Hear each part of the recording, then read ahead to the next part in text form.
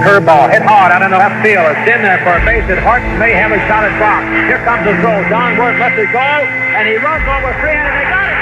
The crack of the bat. There's a swing, and there's another drive to left. It's deep, and this one is gone. The second home run by Travel. Whitaker scores. The roar of the crowd. Into a mob.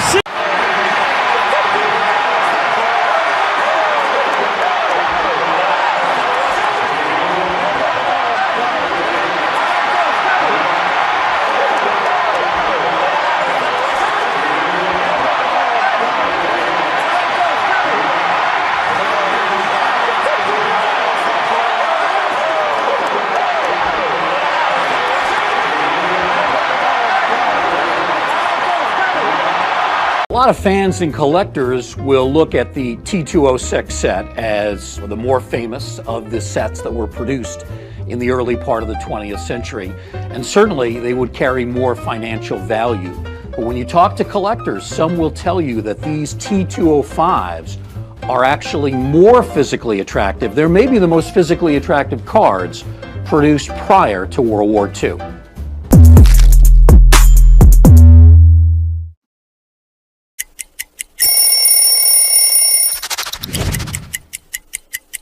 You know, in Boston, every now and then, you'll do those throwback days where you bring out the big baggy jerseys, and the baggier, the better. When I broke into the league, everybody was wearing really baggy pants, and then as the years go along, I started wearing these skinny, mini, tight pants that looked like they were painted on. So by the time I was with Boston, I really wanted to wear the baggier, the better. We just wanted to be flying around in the outfield there, having a good time.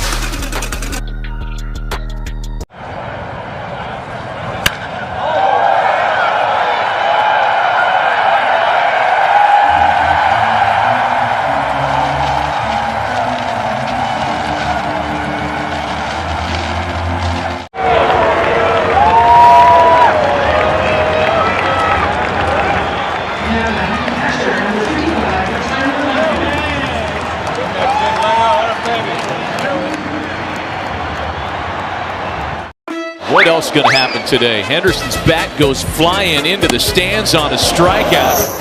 That's not good right there. You see Andy looking at it like, hey, not supposed to be doing that. Yeah, stick to basketball there, right? Oh, no catch. I'd love to get that one back. Alonso lost the bat as he flung at that high fastball. That's going to keep him up tonight. Can't make that catch. You got to keep that clean, right? You got to catch that.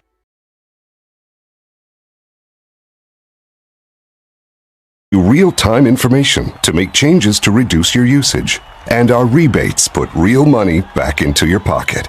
So check out dteenergy.com/home and you'll score! Savings, that is.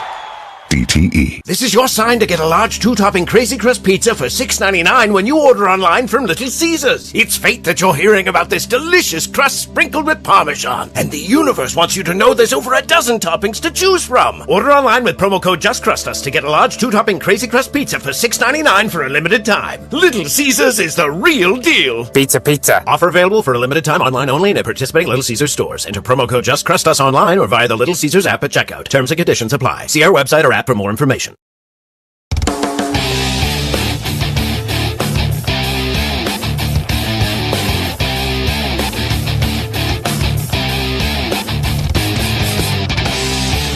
The A.J. Hinch Show, a preview of today's game with Tigers manager A.J. Hinch. Brought to you by McLaren Health, official healthcare system of the Detroit Tigers. Today in the Manager's Show, we hear A.J. Hinch's media session. It started with a question about Parker Meadows, who has joined the team here in Minneapolis. Yeah, so we have Parker here to just increase his intensity of his baseball work. So he did a little bit of everything today.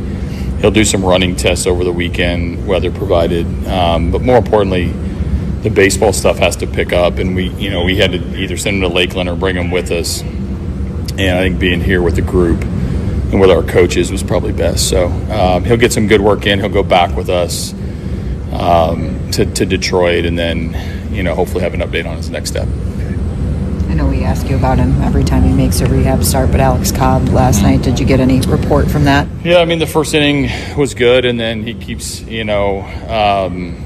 kind of grinding through his next inning. We wanted to get him through a third inning. I think he reported back today he's going to do his normal bullpen over the next couple of days, and then he'll get another outing here towards the end of next week. So much of the same, but the first inning, was a solid step forward, and now we're just kind of building capacity and hoping, that he can continue to bounce back inning by inning, because we're going to need multiple innings to keep moving him forward. So he's doing his best, and he showed some pretty good things, but also, the kind of a similar fatigue level and some soreness as he continues. But proud of him for trying.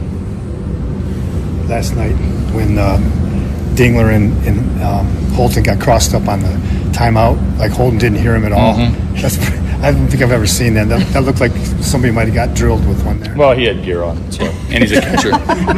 Gear on and a catcher, he'd be fine. But thankfully he didn't throw it. But that would have been both funny and alarming at the same time. But if you throw anything off Ding, it's probably going to be fun. Right. Did you ever have that situation? Jake, I'm not so sure. Maybe. This time can't get it, and neither could the fan. Boy, that's when you don't wear flip-flops. Caminero strikes out, and the bat gets a 7.5 on the distance. But it's stuck to the landing. That's poked in. That hits the umpire. The ball is in play, and it's a base hit for Frazier. Roberto Ortiz did what he could to try and get out of the way. Couldn't. Took the wrong direction. He just didn't know which way to go. That's my security right there. That's the bad one, Roscoe Pico train. Major League Baseball wanted to start doing something with the players and their dogs. Which one's the dog?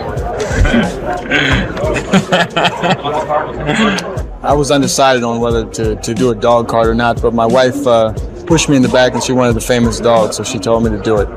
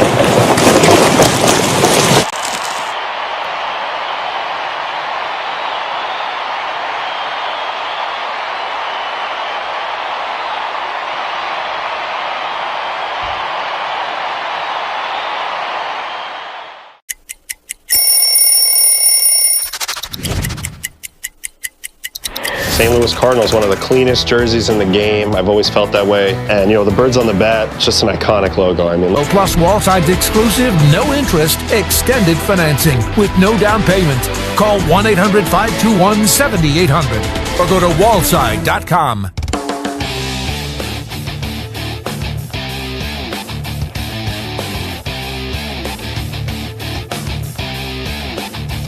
Jeff Rieger with Around the League from the 1-800-CALL-SAM studios, brought to you by Big B Coffee, the official coffee of the Detroit Tigers.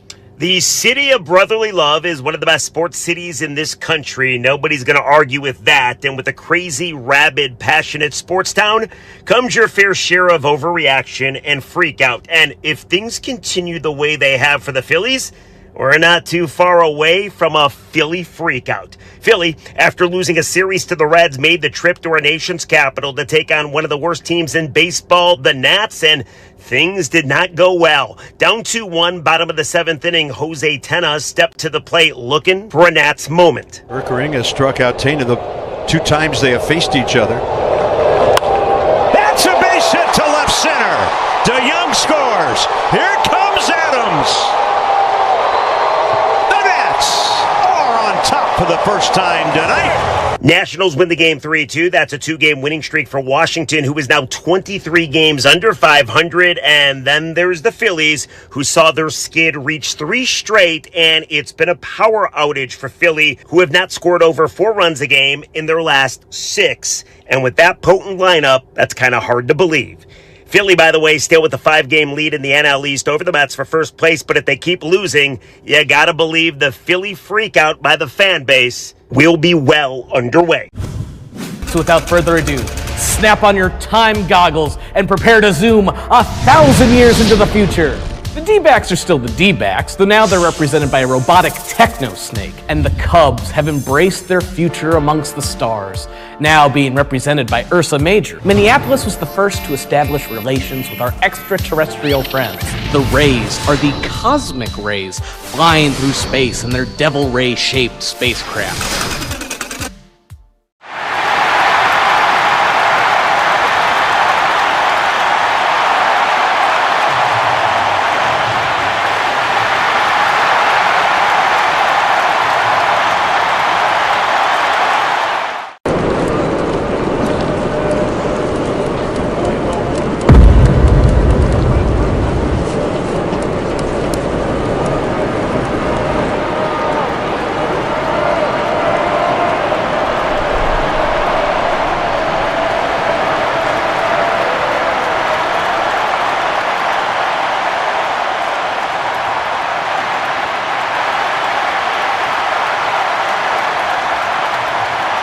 Carmanis, you can get a second opinion appointment within 7 days. Call us at 1-800-CARMANIS. Save a good deal more on fresh family favorites this week at Meijer. Locally grown blueberries are 3 pints for $5. Fresh from Meijer Family Pack chicken drumsticks are $1.29 per pound. Select Kellogg cereal 3 for $6 when you buy 3 or more. And select Coca-Cola, Pepsi, 7-Up, or Dr. Pepper 12-pack cans are buy 2, get 1 free. Plus deposit where applicable. Getting a good deal more on the quality foods your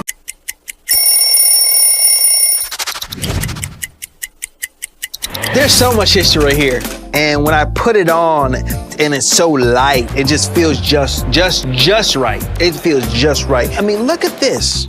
It got the city on it. When I was 7 years old, my uncle takes me where? To Shea Stadium. Darryl Strawberry hits a home run, and I become a fan for life.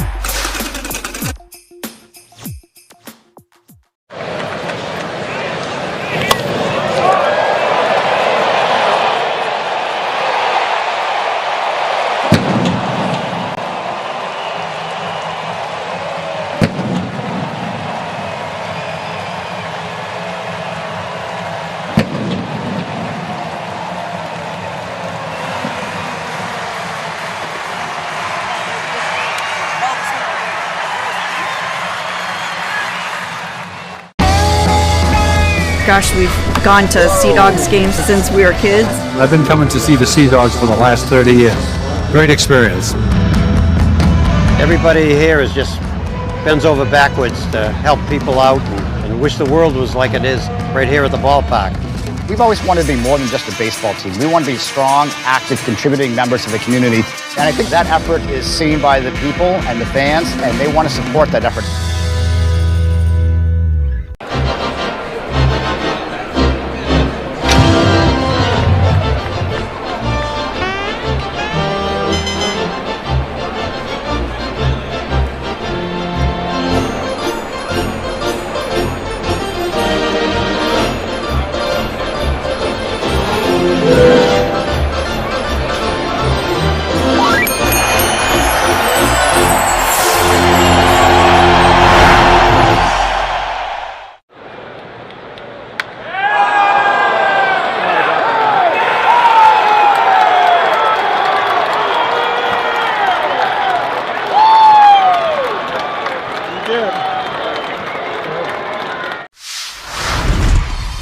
I was so inspired by what you were making that I want to do my own all-star ballpark bite, but I'm thinking we take some of that brisket that you make, and I'm gonna do like a little slider. Got the pepper jack cheese, some American, get it going with some of the barbecue sauce that you have, that spicy, delicious one, and then caramelized onions. Make like a little sandwich. We cool? Sound like a plan. I think we did good. Oh, thank you. Thank great. you. Thanks, Chef.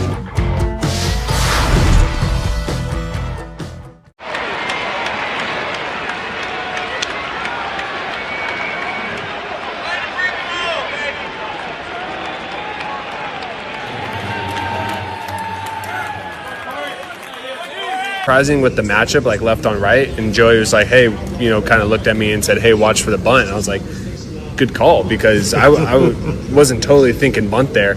And sure enough, he squared and tried to lay one down and then got to 2 strikes. Holden did a great job, just letting him bunt, and then, just check swing. I do or die play right there. You see that ball and you just attack it, as fast as possible and try to get it to ding as fast as possible, because he also made a great tag on him. What is the hardest part of that play? I don't know. I think because the throw has to be, it can't be too hard. It has to be on target. You need everything right on the throw. You're just trying to get it to him as fast as possible, whatever that looks like, and just kind of get the ball in his court and be like, hey, ding, it's yours now. You make the play. I don't know. Maybe the transfer. It's quick transfer, big glove. I don't know. Because everything has to go right. In the end, Dingler catches, turns, tags, and he's literally out by maybe 3 inches. How about your view of that end of the play? Yeah, that was, once I got the throw off and I knew it was going to be bang, bang, and Ding got the tag down, called him out. They go to replay. We kind of had a good idea that he was out. So huge, that was the second out of the inning. Runner on first, and then, trust our guys to come in. Montero came in and shut him down, and then we ended up winning. Your defense has been so good this year. The throwing is what we talk about a lot on the air, whether it's leading a pitcher to the bag on a ground ball wide of the bag, the 3-1 put out, whether it's a throw down to second base when that runner's trying to create no lane for you to throw through. Talk about some of the things so fans understand the work that goes into throwing accurately to bases and to pitchers covering first base. It's nothing like crazy, secret. I think it's just attention to detail and repetitions. I love, getting our work in, and every single day I work on different, arm slots, and just take pride in, trying to be an all-around player, because, that's just what I've wanted to be my whole entire life. So, just the work and repetitions. Joey's great.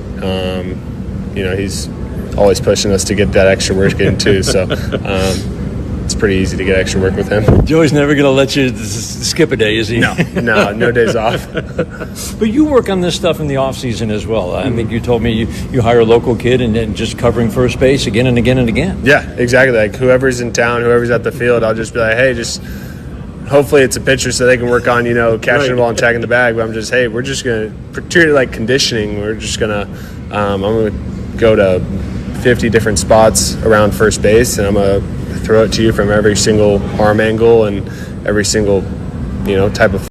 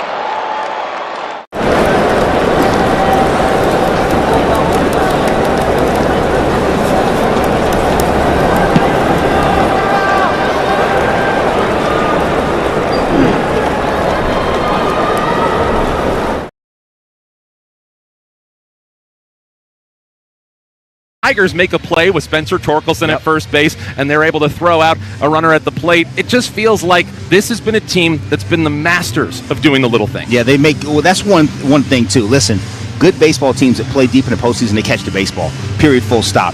The play that Torque made yesterday looks like an easy play. It is not. He had to get around that ball, got to it on his forehand, and then had to throw on the run to Dylan Dingler.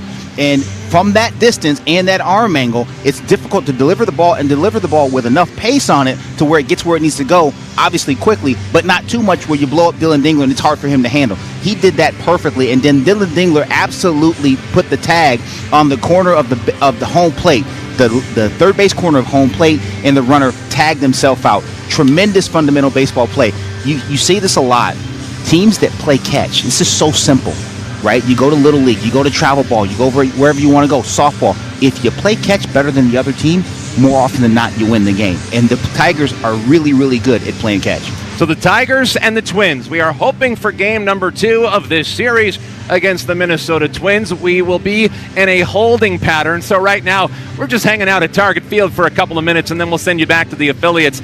You notice Kerry Carpenter's back, and the numbers and the team record always seems to reflect that. Yeah. Being able to see Kerry Carpenter back to full health and in the lineup, what is it about simply Kerry Carpenter's presence that has allowed the Tigers to kind of get back to some of the things that made them so successful in the first half? Danger, because he can change the number on the scoreboard by himself on one pitch. He can split a gap. He can go over the wall. He can do so to the big part of the field. You've seen him hit opposite field home runs. And no, Kerry Carpenter does not walk a lot. But when you come in the zone, he does damage. And so he usually doesn't miss. And so he doesn't get into a ton of deep counts. So just what he does for the dynamic of the lineup, and then his ability to change the number on the scoreboard by himself and do it very quickly is something that the other manager always has to be aware of. I like that you use the word dynamic, because I was going to ask you about Riley Green. Yeah. Now that he is starting to be back on the upswing, we saw a 2-run home run for him last night. Of course, the Tigers can go very much as it relates to whether Riley Green goes. How far is he along in that upswing, getting back to that elite level that we've seen him at so many different times this year? No, he's on the way back. He had that rough stretch, and it was rough. And quite frankly, even the stretch he's in now, there's a lot more swing and miss in his bat than there was early in the season. But the fortunate thing is, sometimes he's connecting as well, and it's going well over the fence. So he hit his 28th home run last night, and just he's been tremendous all year. With the way he goes about his swing and his at-bats, there's going to be a little bit of volatility, a little bit more than people probably would want. But at the end of the day, if you flip over the baseball card, you're going to like what you see. I'm looking at a stat right now talking about the Tigers bullpen. And over the past 2 games, this is a bullpen that has thrown a total of 8 scoreless innings. And in looking at it and thinking about everything that this bullpen has been through, so many of the personnel changes that we saw at the trade deadline, it just feels like a massive psychological advantage for any baseball team when their bullpen is putting up numbers like the numbers that the Tigers have put up the last 2 days. Yeah, absolutely. You got a contribution from a guy who came over in the deal. First of all, let me run that back. Finnegan has been unbelievable since he's been over with the Tigers. Rafael Montero, a little bit of a rough start, but last night you saw what the Tigers saw in him to go get him at the deadline. You saw a good fastball, a split. It's not your typical split. It's more like a changeup. It has some tremendous arm side run. Doesn't have the depth that other splits have, but it's very effective because of the lack of velocity from his fastball and some of the horizontal movement. But then on top of that, he finished off. He went against the grain last night, shook off Dingler and threw the slider to get the last strikeout to get the swing and miss. So, that bullpen, Holton had a tough stretch early on in the year, getting back to doing Tyler Holton things, getting both right and lefties out with a variety of pitches. We know about Will Vest. And so those guys have been tremendous, and it was a really good opportunity to see that bullpen shine last night. Well, it wasn't just relievers that the Tigers went out and traded for at the deadline. There was also some starting pitching. One of those pitchers scheduled to be on the mound for the Tigers here tonight. 41-year-old right-hander, the native of Flemington, New Jersey. Charlie Morton gets the call for Detroit. Talk to me about what Charlie Morton has been in the few times you've seen him. Well, I can tell you about the last time out especially. It was odd. He had such an odd outing where he gave up the home runs and gave up the runs, but he got 15 swing and miss on one pitch and got 7 strikeouts on that curveball. Charlie Morton's signature pitch is that curveball. His ability to spin the breaking ball is something he has been able to do since the day he picked up a baseball throughout the minor leagues a long time ago, and his long tenure in the major leagues. We've seen it. There's a trust factor that A.J. Hinch has with him because of his years with him in Houston.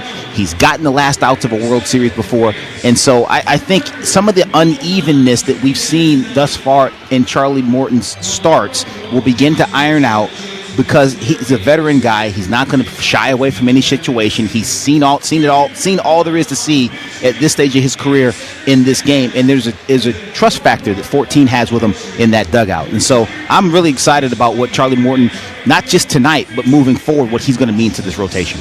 Meanwhile, you think about what he's been able to do in the few starts that he has had. He's really an important piece, but you think about this team going against him. This is a Minnesota Twins team that has undergone Interrumpimos este video para recordarte que puedes endulzar tu día con una dulcerapia de la lechera.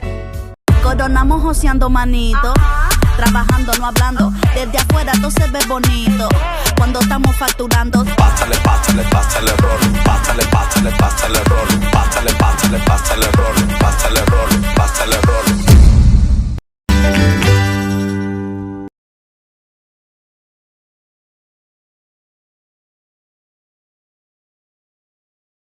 A lot of what these Twins players are going through when it happens, when all those trades come down and now you find yourself vaulted into getting that opportunity that you've looked for so long in your career. Some guys have been in the minor leagues for 5, 6, 7, 8 years hoping to get a chance like the one they have here with Minnesota. What does a mindset look like? Is it a nothing to lose mindset, or what does it look like from the player's perspective? I'll speak for myself. I got to the big leagues at 31. It took me a long time to get there.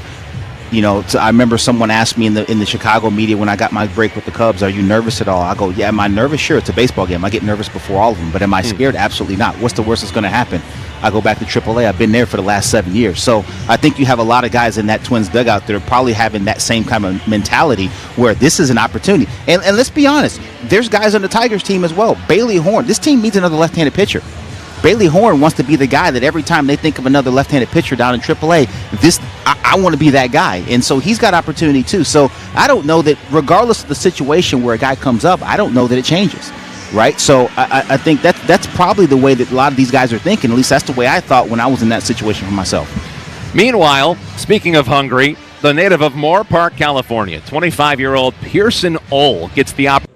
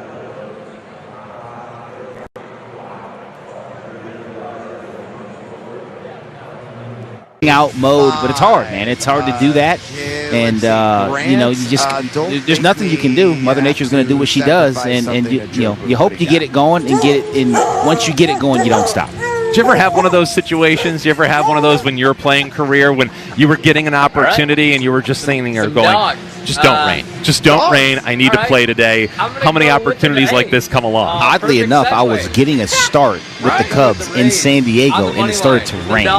Yes, that was a rain delay, a healthy one in San Diego. And I'm like, if we get rained out in San Diego, maybe I need to choose another line of work because this is just bananas. But yeah, that was the one I think of when you asked me that question. So the Tigers coming off their win last night. Of course, they got a win in the series against the Chicago White Sox, and now they're trying to stack these divisional wins and simply just become and continue to be that pace car in the American League Central. We are expecting to see Charlie Morton. On the other side, it is Pearson Ole for the Minnesota Twins. It's a team that we were just talking about that is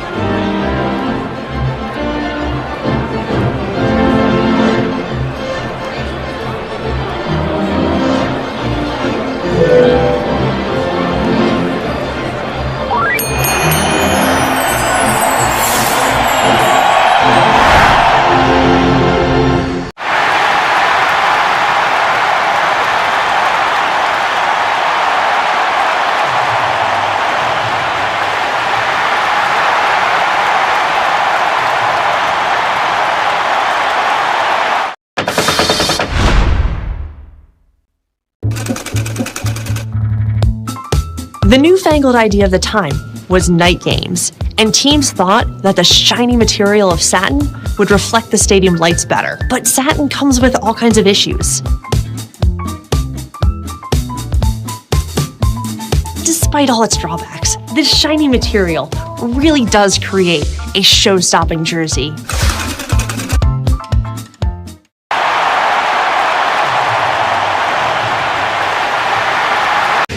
That was something for a guy who could be so dynamic and impactful. I believe this one's it's a rookie card, I know, but I feel like it's the first card that I ever, big league card. Obviously, as a kid, trying to get to the big leagues, the dream of making it.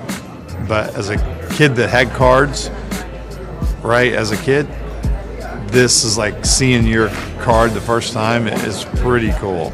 So that's pretty powerful when you see that card.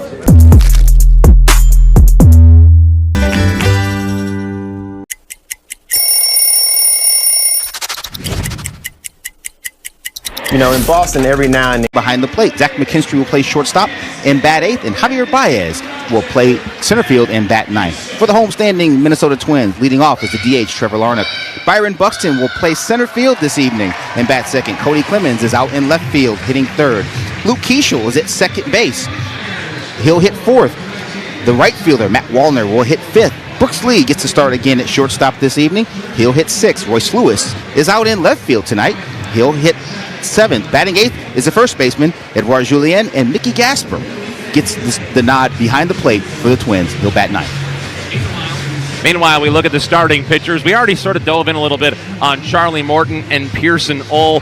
Give me one thing for both of those two pitchers. What do they need to do in order to get out of here with a win tonight? Well, Charlie Morton just needs to locate that curveball he had the other night a little bit better. He hung a couple of them. He got punished. We could look at that as bad luck. We could look at it as bad location. But he had a good one. Keep doing what Charlie Morton does. Limit the damage. Get the curveball down in the zone. And for Ole, if the Tigers get behind in the count and get to that changeup, the swing and misses there on that changeup, you got to get to that fastball because he's going to throw them early. Get to that fastball and lay wood to it.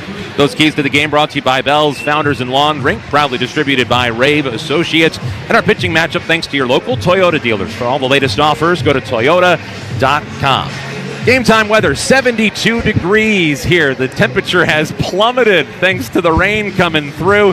I don't think anybody's going to complain about that. It's courtesy of Clean Express Auto Wash, the official car wash of the Detroit Tigers. Fast, easy, clean, and free vacuums. Colt Keith is into the left-handed batter's box. He's ready for baseball. We hope you are. First pitch from Pearson Ole.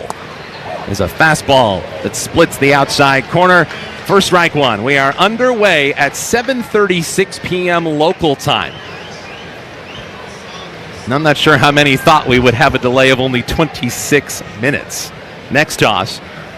Off speed, just a little hair down and away, and the count goes to 1-1 on Keith, who had a couple of good swings yesterday. Not a bad way to celebrate your birthday. He sure did.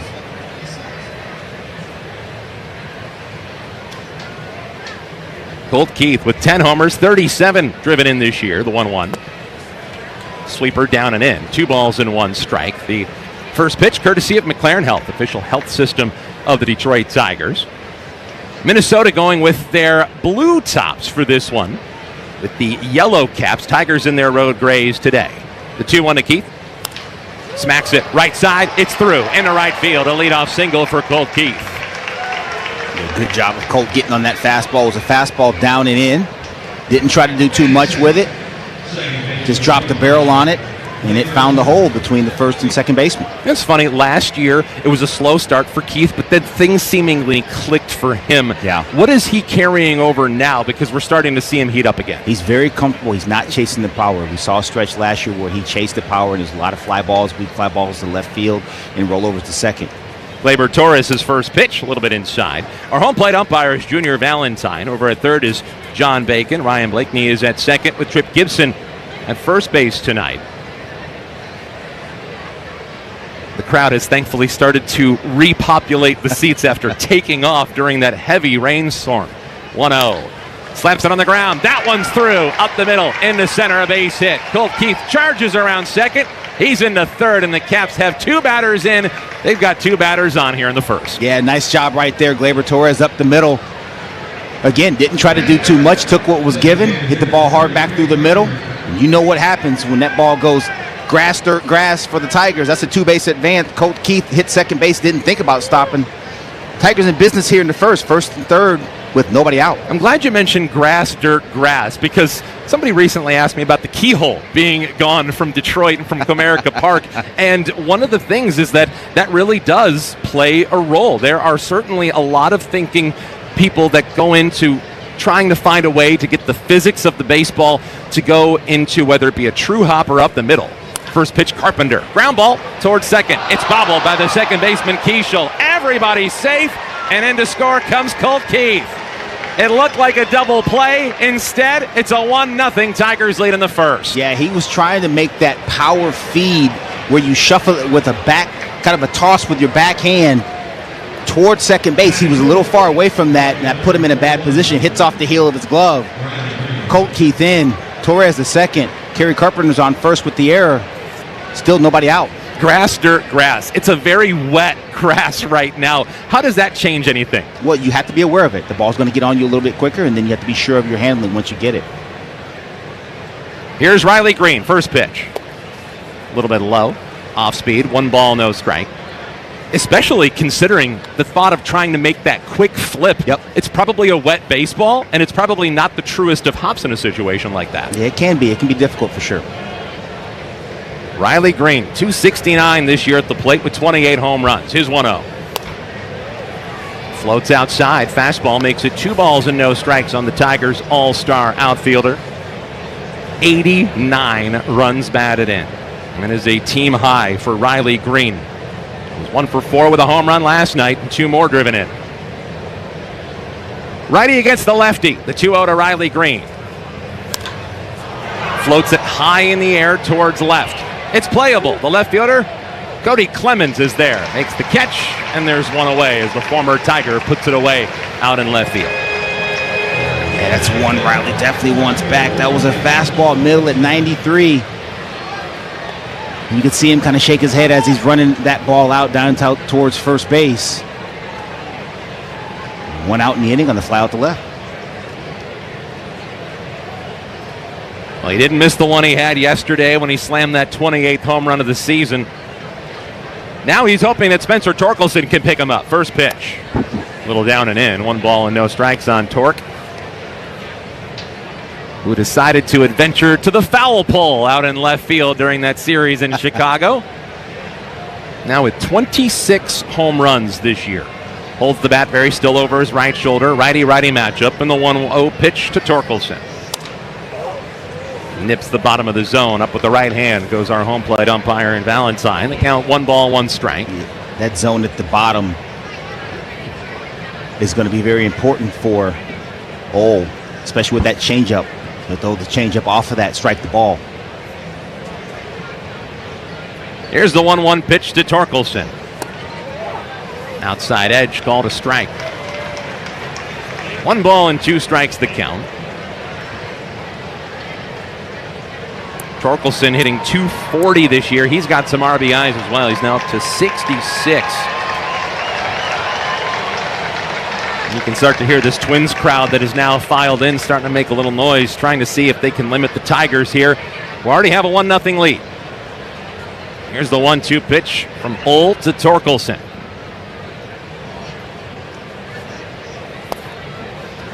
Little down and in. Why has Spencer Torkelson been able to figure things out to this level this year? It has been very up and down the last 2 years. Yeah. How has he found that consistency? No, I think it's just he didn't change a bunch in the offseason. All he wanted to do is make sure he stayed in the big part of the field and make sure his direction was better that way. And you'll see him stay on pitches much better than he did a year ago.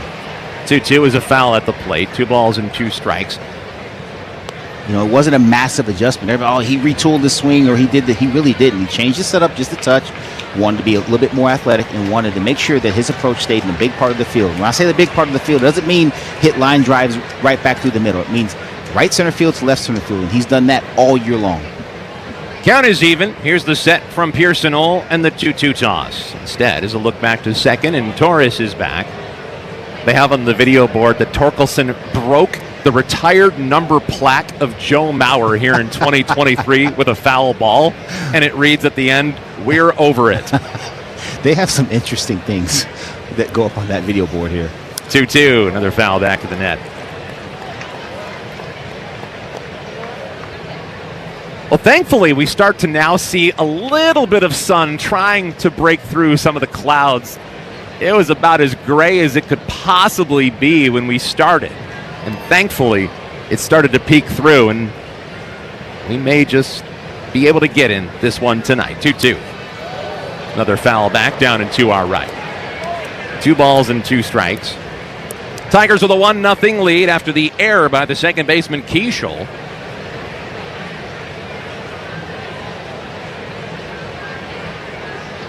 Tigers just simply working to string some wins together. Here's the set, and now the 2-2 toss.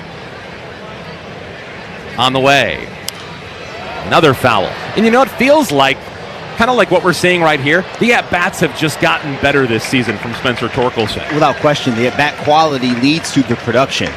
You know, when you make those adjustments, you're trying to have quality at-bats and over and over and over again. And I think the example that Gleyber Torres has set all year long has seeped into all the approaches of these Tigers as well. 2-2, another foul. Just took it out of the glove of the catcher, Gasper. 2 strikes. Torque was 0 for 3 with a walk yesterday. It's also Players Weekend throughout Major League Baseball. I liked what the Tigers posted on social media with the lineup card today. Might have you read the lineup the way that they posted it. We'll see. I haven't seen it. Now the 2-2. Another foul. This is turning into quite an at-bat for Spencer Torkelson. I have a hard enough time reading it normally. You and me both. I know you can guess the nickname that they have for the player at the plate. This one's pretty obvious, Torque. I'm going to see if you can guess any of the other ones after this 2-2. Instead, he looks Gleyber back to second base. All right, I'm going to guess you can probably guess correctly the nickname of Kerry Carpenter. Did they go Kerry Bonds? They sure did. Okay, there you go. I'm 1 for 1. I'm giving you softballs. I appreciate that. The 2-2. Down low. Yeah, good take right there. He's thrown him the kitchen sink in this at-bat. Nowhere to go. He's fouled off everything he's thrown. Cook spit on a couple good changeups down. Fouled off a couple, maybe a couple that he should have put in play, but nonetheless, it's a good battle here at 3-2. This is going to be, at minimum, a 12-pitch at-bat for Spencer Torkelson. The 3-2. Down low, ball 4. He walked him. What an eye by Spencer Torkelson. He earned that free pass, and the bases are loaded with one out in the first. He sure did. That ball was a fastball down right under that bottom rail. Mickey Gasper did his best to try to frame that to bring it up. Give it a good look. Give Junior Valentine a good look at it. It was just a tick down, and Torque earns the walk. That's going to bring pitching coach Pete Mackey out to the mound for a visit. This first inning brought to you by Rocket Mortgage. Own the dream. Well, that conversation continues. You know, a 12-pitch at-bat sometimes doesn't even need to end in a base hit or a walk because of just how effective and how helpful that is to an entire team. Well, no doubt. Not to mention, that's the 22nd pitch of this inning. There's still only one out. And the Twin bullpen is in a little bit of flux right now. Not just from the trades, but they've been used quite heavily over the last few games. Bases are loaded. Wenzel Perez, now the hitter for the Tigers. What a pleasant surprise that he's been this year. An OPS near 800. This is a young man who was grinding it out in the minor leagues. Yeah. But the talent was always never in question. First pitch. Nips the edge with that delayed strike call from the home plate umpire, Junior Valentine. No balls, one strike.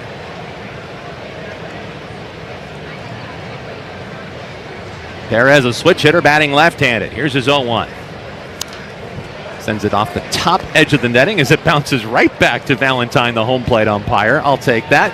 0-2 the count. Wenzel's been tremendous. He's been a huge part of this team, and his emergence of his right-handed swing, both for average and power, has really made him a huge asset for AJ. Torres at third, Carpenter at second, Torkelson at first. The next toss, a little bit inside. Didn't miss by much. 1 ball, 2 strikes on Wenzel. That could have absolutely been a strike. It was a four-seam fastball, had some arm side run to it. Looked like it almost got back to that edge, but he hasn't been around the plate. 1-2, another foul. Just kind of flipped his bat at it. And you know, one of the things that you start to take away in a situation like this is the Tigers have a good feel on what Pearson Ole is throwing up there. He has not generated too many swings and misses. No, he hasn't, and the Tigers the at-bats have not looked uncomfortable at all, even when they're behind in the count. 1 ball, 2 strikes. Bases loaded for the Tigers here in the first. The 1-2 to Wenzel Perez. Popped it up. Right side, foul ball ground. Is it playable? The catcher Gaspar giving way to Julian. Reaches out, pops out of his dug and into the dugout. Boy, that was so close for Julian, who nearly squeezed it. But I think he bumped into the dugout rail, and it may have been just enough to pry that baseball free. Yeah, it was a tough. That foul ball was hitting a tough spot, and you're right. He did look like he had it hit off the edge of his glove, and then he made contact with the rail on his hip. Might have thrown him off a little bit. He had a long way to go with the bases loaded. He's not holding the runner on at first base, so he was playing a deep first base close to the line with with switch hitting Wenzel Perez hitting from the left side. So that was not an easy play. 27th pitch of the inning, the 1-2. Down and away, 2 balls, 2 strikes. Yeah, these Tiger hitters are seeing everything out of Ohm's hand very early. Tried to go with the curveball that time. Perez able to leave that one alone. Doesn't want to go to 3-2. Here's the 2-2 toss. Wave and a miss. Got him with a changeup, a little bit off the outside edge. That's strike 3. And the first swing and miss for Pearson Ole. 2 down. Yeah, pretty good pitch. You got to tip your cap to him on that one. That was a changeup. Started at outer half, and it runs away. 16 inches of horizontal run. So if you think about it, go to your Little League park, look at home plate. They're all the same wherever you go. They're 17 inches wide. And that changeup at 80 miles an hour ran just the entire length of the plate. Pretty good pitch. Wenzel just ran out of bat on the outer edge. 2 outs for Dylan Dingler. First toss. High with a fastball. 1 ball, no strikes. That's his bread and butter pitch. Yeah. If Ole's going to have success, if he's going to stick around in this ball game, it's that changeup that he needs working. As he flips that baseball towards the dugout. This will be a 30-pitch inning for Pearson Ole. Bobby was mentioning the fact that the bullpen's a little bit taxed as well. That feels pretty significant. right out of the gate. 1-0. Dingler floats it, shallow right center, just out of the reach of Keishel. That's a base hit. Torres scores, Carpenter right behind him. The Caps have 3 in the first. That's the Tigers getting themselves an early lead here in Minnesota. Yeah, nice job right there. Got a four-seam fastball, jammed him a little bit, but we know how strong Dylan Dingler is. 93-mile-an-hour fastball. Again, had some arm side run, hit it off the trademark, but he dumps it in over the head of Keishel. Torres scores. That is, Kerry Carpenter scores. And of course, Spencer Torkelson goes first to third. First to third here with 2 outs, 3 runs in for the Tigers on top of the first. That brings up Zach McKinstry. RBIs numbers 47 and 48 for Dylan Dingler. First toss. He rips this one over the head of Keishel. That one's into right. Another base hit. This time it's McKinstry. Torkelson scores, and the Tigers have 4 in the first. Again, another good swing, Zach McKinstry. It's a first pitch, changeup down. Drops the barrel on it, hits a bullet, 105 miles an hour off the bat into right field for an RBI single. Right in the middle of the plate. No matter what you throw, you better locate it. And that one was not. How about sending all 9 Tigers hitters to the plate here in the top half of the first inning? Javier Baez will bat. Runners at first and second and 2 outs. 4-0 Tigers already. Think these guys are ready to play after that rain delay? Believe it. Javi was 2 for 4 yesterday. First pitch. Big cut and a foul straight back. Tried to start him with the changeup that time. It's 0-1. Baez now sitting at 268 this year. 11 homers, 47 driven in. A couple hits yesterday, including a double, as he rests that bat and bounces it off of his right shoulder. The 0-1. Smacks it off the third base bag. It is fair down the line. Extra bases for Baez. Dingler scores. They'll try and score McKinstry. The throw from Lewis is around and out at the plate. They tried to get McKinstry to run around the tag of the catcher, Gasper. He puts the tag down, but the Tigers will happily take 5 in inning number 1. Tigers never afraid to be aggressive on those bases. Let's go to the bottom of the first here in Minneapolis. It's the Tigers 5 and the Twins coming to bat on Tigers. Like build this for them and spend the last year of coming up with this concept and getting it off the ground and getting everybody here. Like, it just feels really good to have everybody coming and experiencing the thing that we've been working so hard on. To be able to like take the experiences of Comic-Con and add that to a card show just is really fulfilling, because as somebody who grew up going to card shows and still goes to the same card show in the same church basement in Trumbull, Connecticut every month, like, it's great. Card shows are amazing, but to be able to add all of this experience is what makes this great.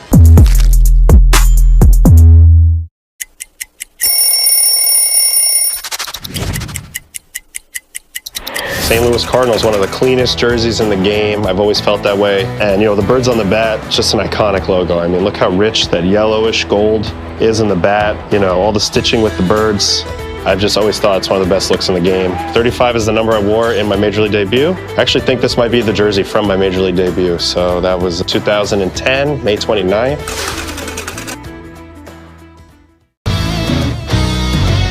Oppo Taco.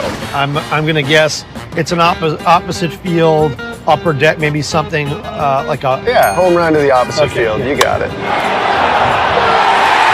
This is a good one, a hack.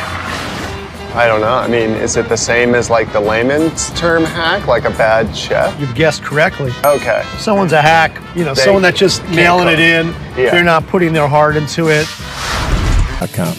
Get Motor City Clean at Clean Express Auto Wash and wash anywhere with our Wash Smart Unlimited membership, the official car wash of the Detroit Tigers.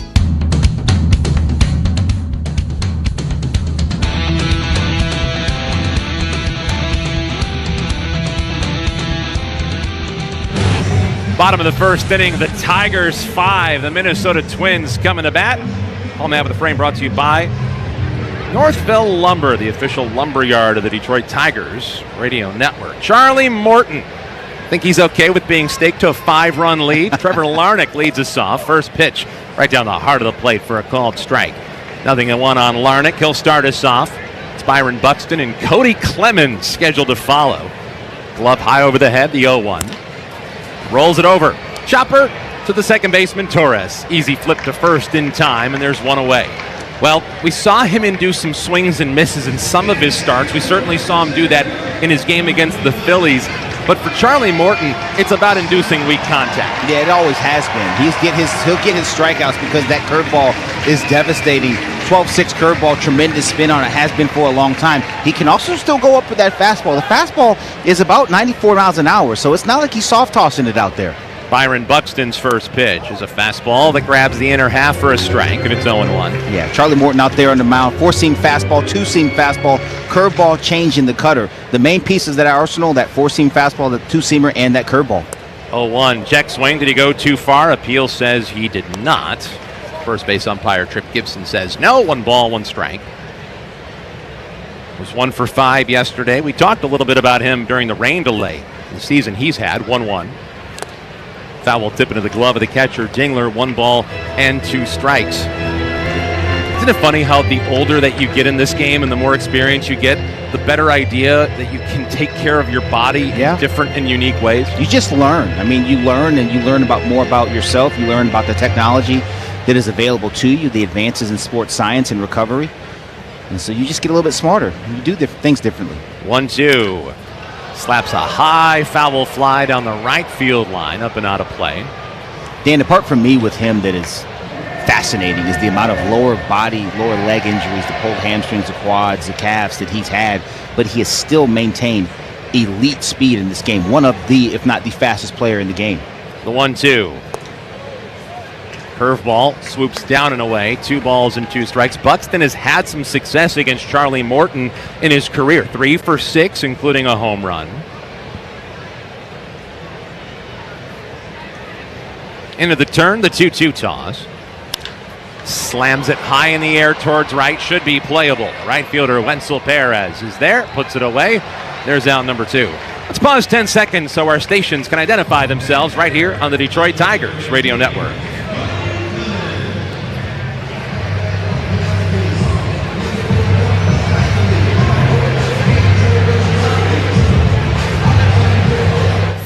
Nothing. The Tigers with the lead here in Minnesota. Dan Hasty, Bobby Scales with you. We're only in the bottom of the first inning. Bit of a late start tonight. Cody Clemens is the batter. The first pitch is down and in. 1 ball and no strikes. But if you're just joining us, it was the Tigers getting to Pearson Old in that first inning. There was an error behind him. Luke Keeschel allowed the first run to score before a big 2-out rally. The 1-0. Curveball swoops down and in. 2 balls and no strikes. And how about the bottom of the Tigers lineup, Bobby? 2-run single for Dingler in the 7th spot. McKinstry with an RBI single out of the 8 hole. And then Baez with the double down the line. Here's the 2-0. Floats outside. 2 balls, now 3 balls. No strikes the count on Cody Clemens. Yeah, I think that's one of the big differences between last year's lineup and this year's lineup. You know, it's a little bit longer, maybe not with damage so much, but with guys who can put good at-bats together. 3-0 down the heart of the plate for a strike. 3-1. Talking about guys with opportunities. Cody Clemens, a former Tigers farmhand, getting that chance and starting to make the most of it this year. He sure has. 3-1. Outside, he lost him. Ball 4. 2-out walk for Cody Clemens. 13 homers this year for him. You know, sometimes all a guy needs is an opportunity. Well, look, I mean, I feel good for him in a sense that we know whose dad is, right? But he's making a name for himself. He may not be an everyday guy. He may not be that guy that's you know, you build franchises around, but he's made himself a legitimate, solid Major League player. Luke Keeschel, the batter. First pitch. Just a little bit outside. One with the off-speed pitch. 1 ball, no strikes. Remember, down in West Michigan, his dad actually came to the ballpark and threw batting practice to him. It stopped everyone in their tracks. Sure it did. In case anyone's wondering, well over 50 years old, Roger Clemens was still throwing well over 80 miles per hour. I'm sure he was. And I think he went up and in a few times. Probably. Can't help himself. 1 ball, no strikes on Keishel. The pitch takes down and away. Sinker there from Charlie Morton at 94 miles per hour, and it's 2 balls and no strikes. Yeah, 15% of the pitches he throws is that two-seam sinking fastball. The four-seamer right at 30%, so doesn't shy away from throwing that fastball. Charlie Morton looking to recalibrate the 2-0 pitch. Outside edge, went with the changeup that time and caught the bottom of the zone. 2-1. And that's one of the things from the veteran Charlie Morton. He's not going to just give in right there and throw a fastball and hitters count. Righty on righty, the 2-1. Check swing, did he go? Appeal, says no. Make it 3-1 on Keishel. Charlie Morton, I think, when I think about Charlie Morton, I just think professional pitcher. Yeah. You don't hang around as long as he has and do the things he's done in this game unless you're, 1, pretty good, and 2, you're just an absolute pro. He's an addition not just on the mound for this team, but in the clubhouse as well. 3-1 toss. Splits the inner edge. That's another stinker. That one at 95. To be able to pitch into your 40s, I mean, to 41 years old, it's remarkable. It absolutely is. It's a testament that we talked about with Buxton. He's obviously taken great care of himself. He's a student of the game. He's probably changed and evolved his process over the years to accommodate, obviously, for, it doesn't get easier as you get older. So I'm sure there's been a ton of changes in adjustments to his routine and his process that he's made, and he's still out there being very productive. Cody Clemens will be off with the payoff pitch. Here it comes. Misses down and away with the sinker at 96. Back-to-back walks for the Twins in the bottom of the first. It's one of the things that the Tigers did so well yesterday. Only 1 walk. Free passes kill you. You can't defend against them. Already here in early going, they've got 2. Let's see if Charlie can do some weak contact. Get Wallner to roll over to something here. Wallner at the plate, first toss. Swings and fouls it back. He kind of feels like the epitome of swing hard in case you hit it. A .213 batting average, but an OPS over 800. That tells you a lot. It's modern baseball. This the 3 true outcomes right now, and this is what you get. Matt Wallner's next toss, down and in. Tried the curveball, which he hasn't been able to locate quite as consistent as he probably wants to this point, make it 1-1. No, he hasn't. He hasn't really found that feel for it just yet. But again, it's his premier pitch. He's going to keep throwing it. Here's the 1-1 toss. Big cut and a miss. That time he generates the swing and miss on that curveball, and he gets ahead 1-2. And that one had a little bit different shape to it, Dan. That was a little bit wider, sweeper-esque. It wasn't a sweeper as true curveball. But oftentimes, Charlie Morton's curveball is that 12-6er over the top. Doesn't have the same, little flatter arm angle, kind of a low 3/4 slot, not the same slot that he's had in years past. But he still has great feel to manipulate and change his shape on that breaking ball when he wants to. Here's the 1-2. A little bit outside. Close pitch there on a 96-mile-an-hour four-seamer to run it even. Yeah, like what he did there. He used that curveball starting point, but threw fastball and just missed. Clemens the runner at second. Keishel over at first. 2 balls, 2 strikes. The pitch to Wallner on the way. Rip and a miss. He is down on strikes, and Charlie Morton pitches around a Twins rally with 2 outs in the first. Going to the second. Tigers are on pace to score 45 runs tonight. No big deal. Biggest thing we're bringing is a brand new Tony Gwynn drop I did with his estate. So we just signed a deal at therealist.com to actually go through his entire archives, present them, and auction them off. And to announce it, we did this limited edition 1994 The Lost Season card. Because, between August of 93 and May of 95, Tony Gwynn batted .406 in 162 games. So in the back, we have the stats of what could have been.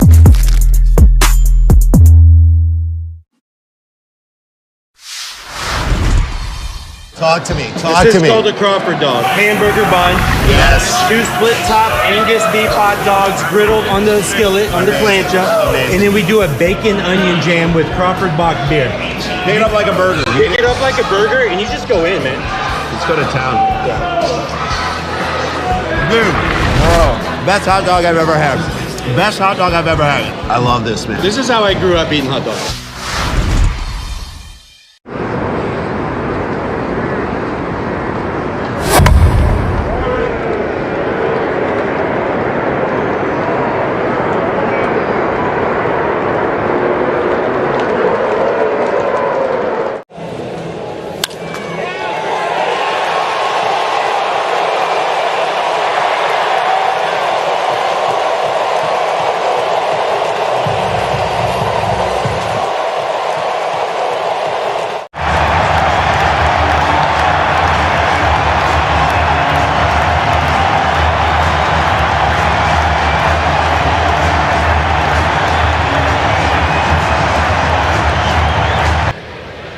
there's a lot of guys that instructor touched over the course of his career. Dylan Dingler's first pitch. Check swing, foul ball, in and out of the glove of the catcher Gasper, and it's 0-1. And truthfully, my background after I retired from playing was, to get into player development, and those are the stories. The guys like him are the stories that people don't get to hear a lot about, but they have such a formative, huge impact on what you see in the major leagues. 2 on, nobody out. The 0-1 to Dingler. He rips it down the left field line into the corner, and this one's off the wall. Torkelson around third. He scores. Dylan Dingler strolls into second with an RBI double. He's got 3 runs batted in the first 3 innings. Make it 6-0 Tigers. Now, good swing by Ding again. That ball was in. Another fastball in. He muscled a single the first time. He got the barrel on this one. Good swing. That ball's actually in off the plate. Not only did he hit it hard, not only did he hit it off the wall, he kept it fair. Hard to do on a pitch like that. Nice job by Clemens getting it off the wall and keeping Winston Perez at third base, but second and third here with 1 out, with no outs in the top of the third with a run in. And here comes Zach McKinstry. First pitch. Takes a strike. Fastball, grabs the outside edge. He swung at the first pitch his first time up when he singled into right field and drove home one of the 5 runs the Tigers scored in the first inning. Now they've got themselves a 6-0 lead in the top of the third. The 0-1.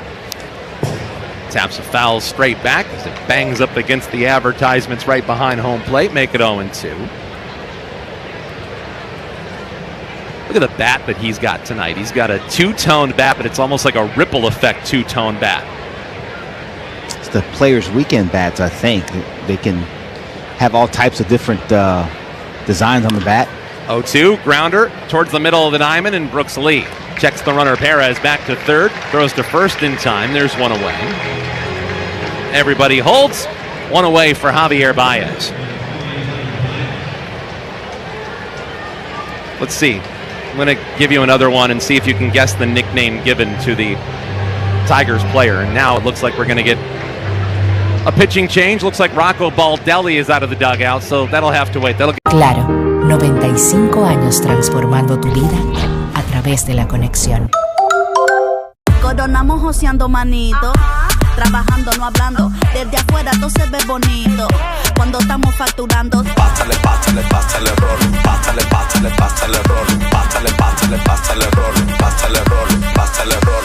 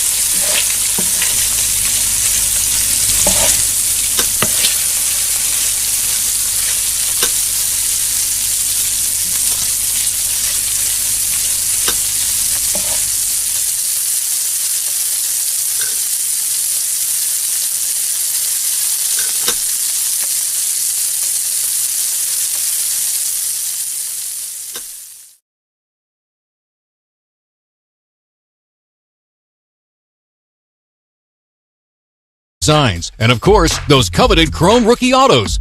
So whether you're chasing hits or just looking to pull heat straight from the pack, Topps Chrome is the move this season. Head over to Topps.com and start your chase today with 2025 Topps Chrome Baseball.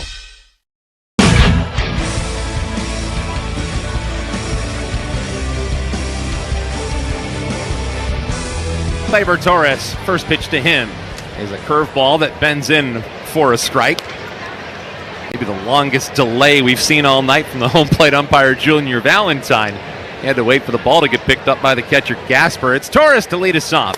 2 for 2 so far. Next toss grazes the outside edge from Jose Urania. And the count is 0-2. This 4th inning brought to you by Wallside Windows, local and family-owned, celebrating 81 years as Michigan's leader in replacement windows. 0-2, down and away. 1 ball and 2 strikes on Gleyber. Gary Carpenter and Riley Green scheduled to follow.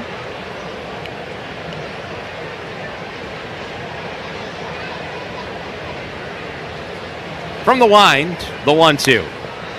Bounces it foul, third base side, keep it 1-2. You know, it's easy to forget. It was a pretty effective season last year for with Carlos Correa leaving. He's going to get a long look, some free run right here towards the back end of the season. Charlie Morton looking for a strikeout. Here's the 2-2 pitch. Lee takes away, and the count runs full. 3 balls, 2 strikes. What'd you think of that move when Carlos Correa was traded back to Houston? Well, I mean, they sold everybody seemingly at the deadline, so it's pointing towards a reset here in Minneapolis. Count is full. The payoff to Lee. Ground ball right side. Torkelson's got it. Throws to second. They get one. Back to Morton covering. Not in time. They'll take the out. They get the middleman at second base. Keishel moves over to third. There's one away, and it brings up Royce Lewis. Yeah, nice play by Tork down there at first. We've talked about how good he is at throwing from first base. It was just a slow developing play. Got rid of it through a strike to McKinstry at first base. Charlie Morton got over there, did a nice job turning into a first baseman. Brooks Lee just beats it, gets down the line pretty well. A little bit of a slow developing play given the fact that Tork was back at first base. It was close, bang bang at first, but there's only one out on that play. The thing I was most impressed with on that play, the stretch from the 41-year-old Charlie Morton looking like every bit the first baseman that you would not expect him to be. Royce Lewis, first pitch. Curveball swoops a little bit inside, didn't miss by much. 1 ball, no strikes on Lewis, the former #1 overall pick in the MLB draft. He likes playing the Tigers this year.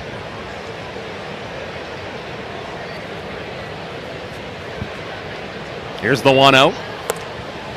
Little outside. He's hit almost as a 300 hitter against the Tigers. He's got 2 of his 5 home runs. It's so interesting. Sometimes it's just that way. You see a uniform, all of a sudden you get hot for no good reason. The set and the 2-0. Royce Lewis takes down an end. 3 balls and no strikes. Charlie Morton's at 67 pitches, and we're starting to see these Twins hitters starting to time him out just a little bit more. We'll see what Charlie has in store on this 3-0 pitch to Lewis. We'll see if he gets a green light. 3-0 pitch, straight down the middle for a called strike to make it 3-1. Yeah, down 7, not likely. If the game was a little bit closer, you might have seen him swing right there, but they still need a bunch of base runners. You'd imagine some challenge pitches are coming in right about now. More than likely. Charlie Morton, the 3-1. Popped him up. Right side, foul territory. Long run for the shortstop McKinstry, and foul ground, reaches back, makes the catch. And a quick snap throw over to Colt Keith at third to keep every runner honest. Let's pause 10 seconds so our stations can identify themselves right here on Tigers Radio.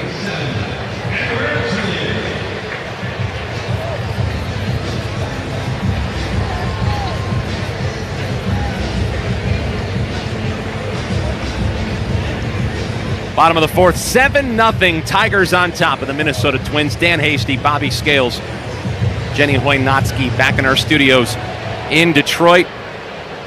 4th inning brought to you by Blue Cross Blue Shield of Michigan. Ready to help.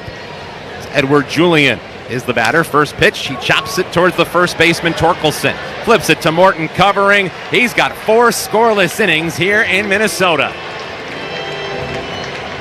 Charlie Morton getting athletic for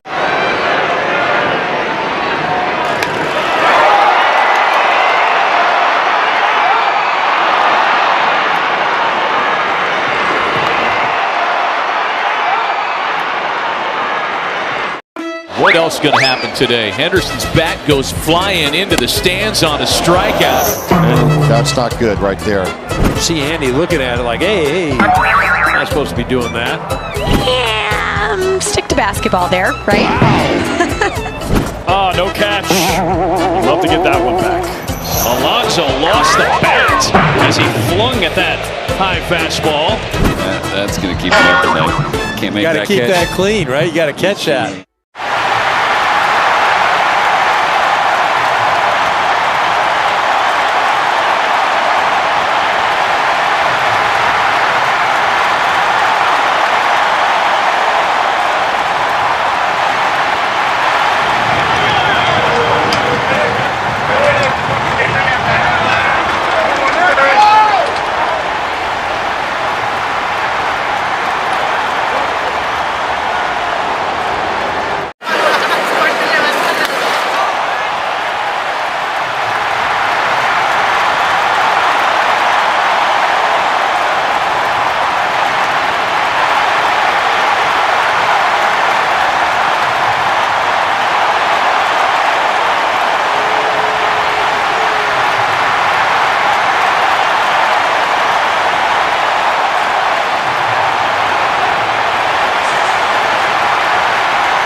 Proud sponsor of Detroit Tigers Radio.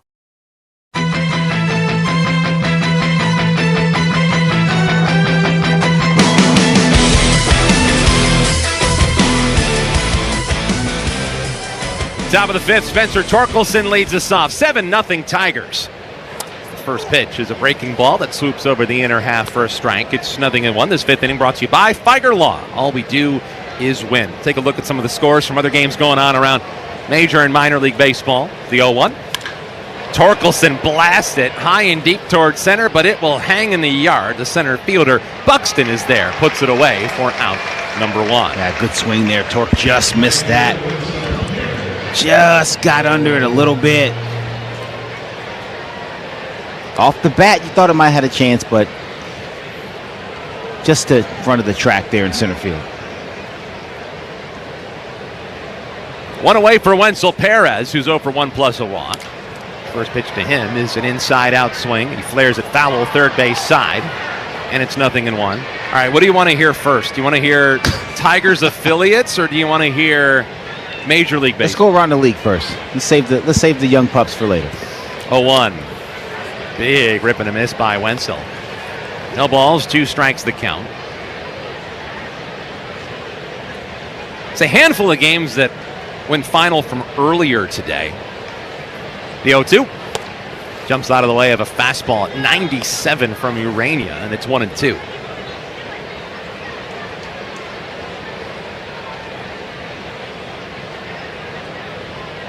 Red Sox got a walk-off win over the Marlins. 1-2 is outside, 2-2. Trevor Story bounced one through a drawn-in infield with the bases loaded in the 9th inning to help the Red Sox walk off Miami. They've had a nice little surge here in the second half, although the Red Sox have been tremendous. 2-2, down and away. Three balls and 2 strikes the count.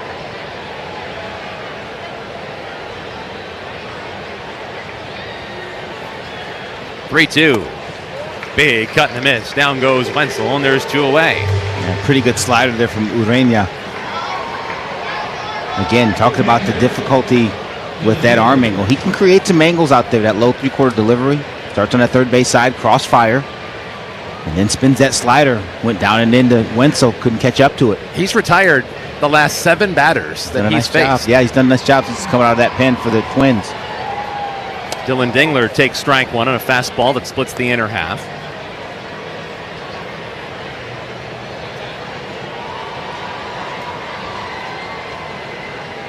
No balls, 1 strike on Dylan Dingler. 2 outs, top of the 5th. So the Braves got a win today. They beat the Guardians 2-0. Next toss, ground ball over to shortstop. Easy enough for Brooks Lee. Taps the glove, flips it across, and the Tigers go 1-2-3 in the 5th.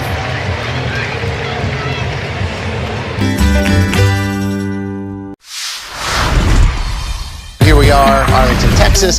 This is the Graham Slam Burger. So 2 patties, brisket, caramelized onion, American cheese, ranch aioli, or ranch mayo, if you will.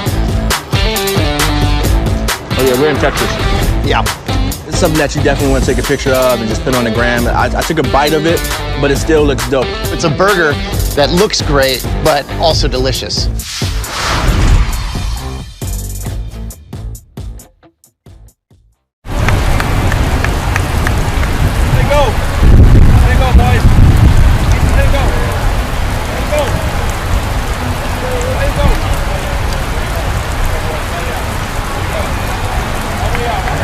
trees planted in Detroit and counting.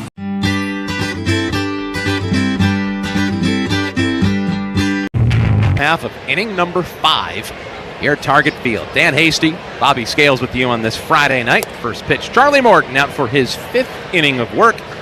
This is outside. One with the fastball, 93, and the count 1 ball, no strikes. We're looking at the scoreboard, courtesy Sam Bernstein Law from the 1-800-CALL-SAM studios. As the 1-0 pitch runs outside. Try to change up that time to go to 2-0. Phillies beat the Nationals today 6-2. Back-to-back home runs from Kyle Schwarber and Bryce Harper. The 2-0, Mickey Gasper plants a high, lazy fly ball in a shallow left. Riley Green in a couple of steps, throws his arm straight out to his sides, makes the catch, squeezes with 2 hands, and there's 1 away. Brewers, boy, what a run for the Milwaukee Brewers. They won their 13th straight game. They beat the Reds today, 10-8. The Reds had a 7-run inning, Bobby, and still didn't beat the Milwaukee Brewers. The Brewers would beat anybody in any game. You could play checkers against them right now. You'd probably lose. It's unbelievable the run they're going on. Trevor Larnach, first pitch to him. Takes a strike on the outside edge with a cutter there from Charlie Morton. It's 0-1. Brewers countered with 5 in the 3rd. Christian Yelich had 2 home runs, and the 0-1 pitch, breaking ball, slurves outside, and the count 1-1. Andrew Vaughn had a 3-run homer. Well, talk about a resurgence there. He has been incredible since coming over from the White Sox. Sometimes the change in uniform does a guy good, and you're seeing it with him. Here's the 1-1. Trevor Larnach pops it up, left side. Towards foul ground goes the third baseman, Keith. Drifts back into fair territory, makes the catch off to his left. There's 2 away. Charlie Morton, some extended pitch, extended at bats. 3 walks, a hit by pitch. He's been very efficient. His next pitch he throws will be his 77th of the night. Done a nice job of getting some mishits and the 3 strikeouts from this Twins lineup. I got to give him a lot of credit because he's had a couple of moments where it looked like he fell out of rhythm, but just as quickly he snapped right back into it. Absolutely. Again, the veteran status, it's not going to faze him. He's been there, he's done that, and he knows what to do when he gets in those spots. First pitch, Buxton takes a fastball that zips over the outside corner for a strike at 95 miles per hour. 0-1. Some other scores, Pirates beat the Cubs at Wrigley today 3-2. Jack Sawinski hit a go-ahead home run. The next pitch is a big cut and a miss at a changeup down and in. No balls, 2 strikes. Handful of games going on right now. Well, get this. I don't think we can jinx anyone in Houston right now, but there's a perfect game going into the 8th inning. Wow. 0-2 pitch swoops down and away. The Baltimore Orioles lead the Astros thanks to Brandon Young, a right-hander, bottom of the 8th inning. Here's the 1-2. Check swing. Did he go too far? Appeal says yes, he did. Too far, strike 3. Buxton's out, and Charlie Morton has retired 6 in a row.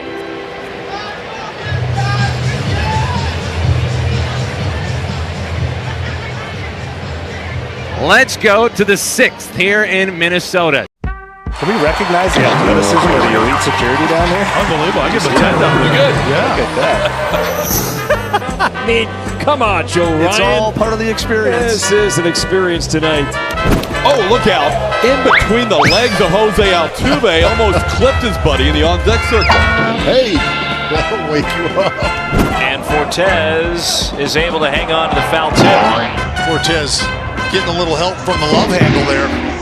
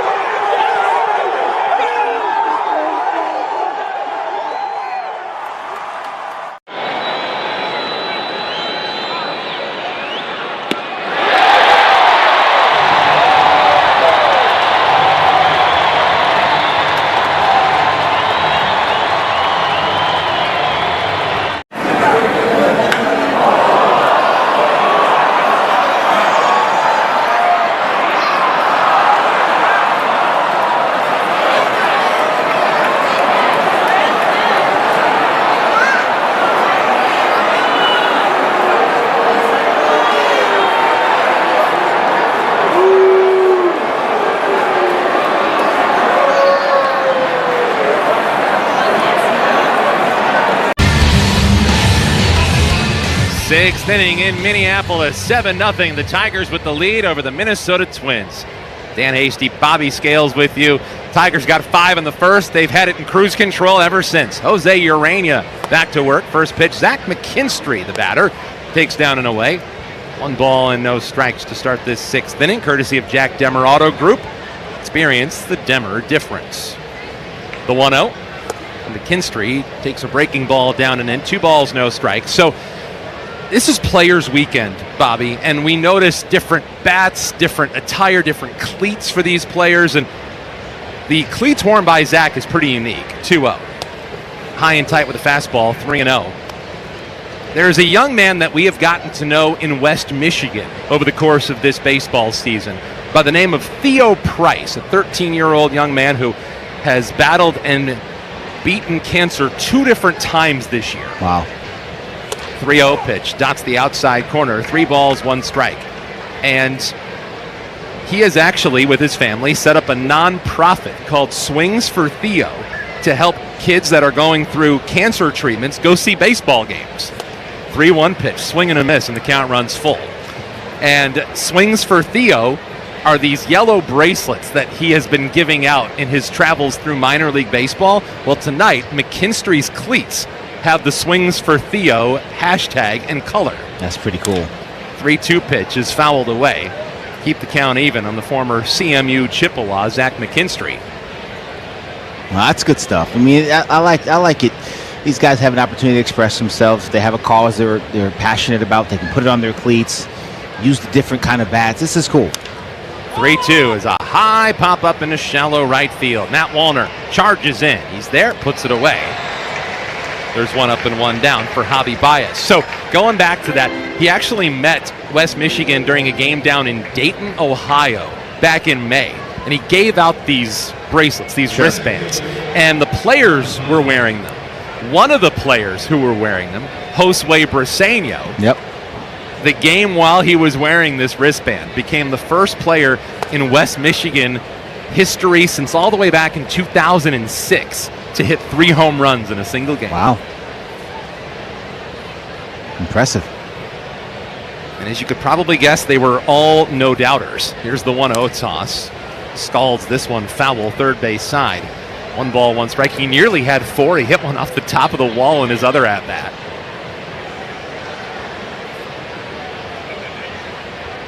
That became a really fun story throughout the minors. Here's the 1-1. Swinging bunt, third base side. Will it stay fair? Nope. Hits the lip of the grass and trickles into foul territory. Otherwise, that'd have been an easy walkover single for Javi Baez. Make it 1-2. It sure would have been. That stays in the grass. It's a knock. With Lewis playing back as deep as he was. Getting a look at Javi's shoes right now on our FanDuel Sports Monitor. Multicolored. I see playing cards. El Mago on there, the magician. Looks like he's got a royal flush of some type. Probably a winning hand on those shoes. Why wouldn't you? Yeah, I don't think you're going to see 2s and 3s, that's for sure. It's fact. 1-2 pitches outside, 2 balls and 2 strikes. So we were talking about the scores, and I wanted to double back to what's going on with Baltimore and Houston tonight. First, the 2-2. Soft ground ball, right side, charging is Keishel, dives, it's off his glove and into shallow right center field. Keishel was playing towards the left side, the ball went to the right side. Javi Baez has himself his 2nd hit of the night. No, just squirted a ball to the right side, like you said. Keishel was playing up the middle as close as you can to that imaginary border. Javi didn't hit it hard, he hit it in the right place. It's a base knock, he's on here with 1 out in the 6th. Brings up Colt Keith with 1 on and 1 out. The Tigers up 7-0 at the top of the 6th. First pitch, fastball, dots the outside corner for a strike. 0-1 the count. So we were talking about Brandon Young, a pitcher for the Baltimore Orioles, who in Houston carried a perfect game into the 8th. And we were talking about his pitch count during the break. 1-1 toss. This one curls into the outside corner with a slider, and it's 0-2. Well, we were talking about Javi Baez with that almost base hit on the swinging bunt. Well, what do you think broke up the perfect game? The swinging bunt. Of course it did. This game's something else, man. 0-2, down and away with the slider. 1 ball, 2 strikes. Ramon Urias with a ground ball back to the mound that Young threw wildly to first base on. They went single E1. No. I mean, at that point, just go straight E1. I got to lay eyes on this thing. 1-2 pitch, breaking ball, outside corner, caught him looking, strike 3. No, for sure. 2 away, that leaves it up to Gleyber Torres. And that's a tough pitch there for Colt Keith. That's that comeback sinker. Urania starts that 96-mile-an-hour fastball in. It's this two-seamer. Starts it just in off the plate, runs back on. It was a good pitch. Colt didn't like it, but it was there. Gleyber Torres takes a breaking ball that swoops outside. 1 ball, no strikes on the Tigers' second baseman. 7 runs, 9 hits, no errors for the Tigers. 0-1-1 for Minnesota. Throw over to first. Back safely goes Javi Baez. We were keeping an eye on the Tigers bullpen, but Bobby, I don't know about you. I don't see anybody down there right now. I mean, they're still hanging out, playing bullpen games. They had the jacket on Charlie Morton's right arm. The next pitch is fouled straight back, make it 1 ball and 1 strike. Thought maybe that they might decide, especially with the big lead, to maybe dip into the bullpen here and let them take us the rest of the way. But when Charlie Morton's gone 5 innings of shutout, 1-hit baseball, why not run him back out? No, it's been good. And it's been, there's been a little bit of traffic with the walks, but he's been good. 1-1. Slider way outside. 2-1. And if he can give that bullpen some rest, obviously that's to the advantage of the Tigers, not just tonight, but moving forward in this series. Here's the 2-1. Torres takes up high. Coming into this game, Tigers bullpen had thrown a total of 8 scoreless innings over the last 2 contests. Last night, they needed only 3 relievers to get through a game that lasted 11 innings. Next toss, ground ball in the hole at short. Backhanded by the shortstop Lee. Plants, throws to first. What a play. Brooks Lee stops on a dime and throws out Torres to end the top of the 6th. Wow. To the bottom half here at Target Field. Bottom of the 6th when we come back. 7-0 Tigers. This is the home of Detroit Tigers baseball. Enjoy hot deals on Meyer brand back-to-school must-haves all season long. Save on breakfast.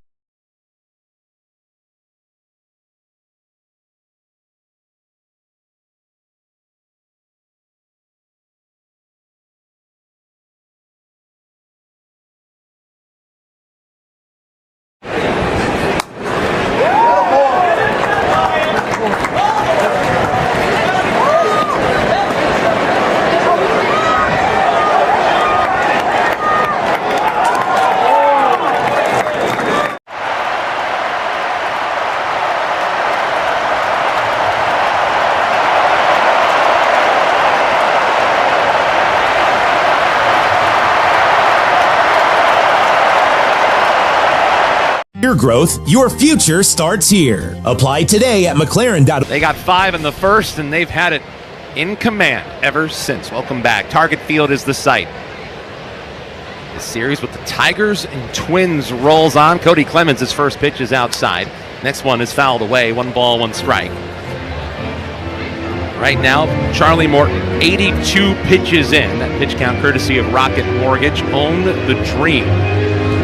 We've seen Charlie Morton, 41 years young, making some really athletic plays tonight. Now they will ask to get a 6th inning from their starter. Glove high over the head, the 1-1 pitch. Clemens fouls 1 straight back, 1 ball, 2 strikes. I was looking at some of his numbers last year and realized that he had 6 pickoffs last season. That was the most in Major League Baseball. Yeah.